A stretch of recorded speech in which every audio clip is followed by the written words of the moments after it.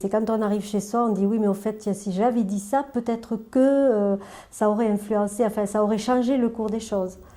Et donc, je pense que quand on arrive chez soi, je crois que tous les jurés doivent revoir la tête de l'accusé devant soi. Parce que moi, certaines affaires m'ont presque empêché de dormir. Parce que j'étais pas trop d'accord avec la majorité, disons. Il est vrai qu'on peut, sur certains procès un peu difficiles, douter. Et là, c'est vrai que c'est un peu difficile. Ben, je pense qu'il faut y aller naturellement, essayer d'être objectif, c'est tout, essayer de voir les choses telles qu'elles sont. Oui.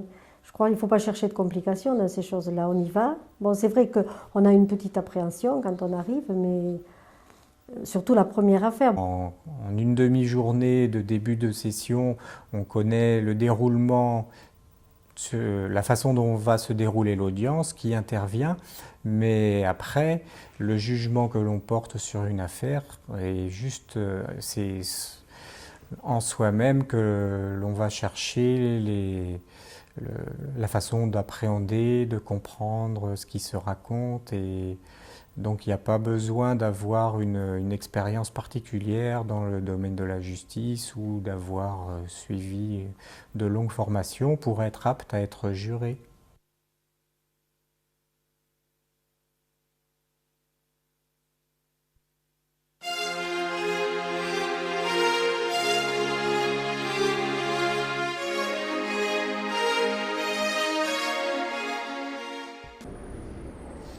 Une question.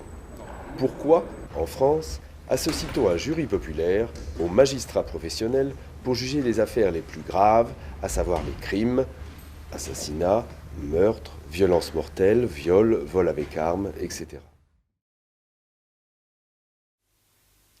Le plus souvent, les juges professionnels, le président et ses deux assesseurs, et les jurés font face à l'assistance et à la barre où viennent déposer victimes, experts et témoins. Nous sommes ici dans la salle d'audience de la cour d'assises de Montpellier.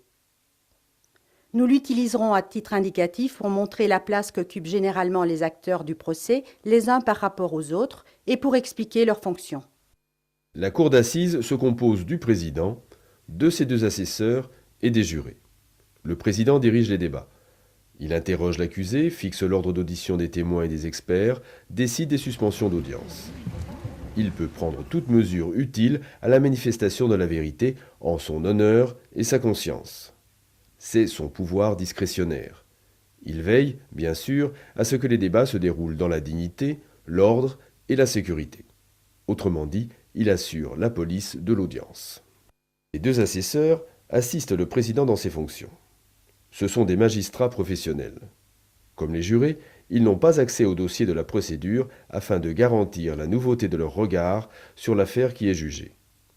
À l'issue des débats, le président et ses assesseurs participent au délibéré et au vote au même titre que les jurés.